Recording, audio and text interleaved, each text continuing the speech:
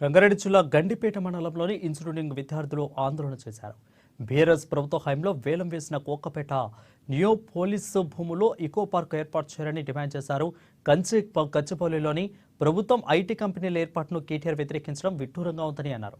కోకపేట భూముల వేలం వేసినప్పుడు లేని పర్యావరణ స్పృహ ఇప్పుడెందుకు వచ్చిందని అన్నారు. కోట్లాది ముడుపులు తీసుకుని వ్యాపారులకు బీఆర్ఎస్ సర్కారు భూములు కట్టబెట్టిందని అన్నారు.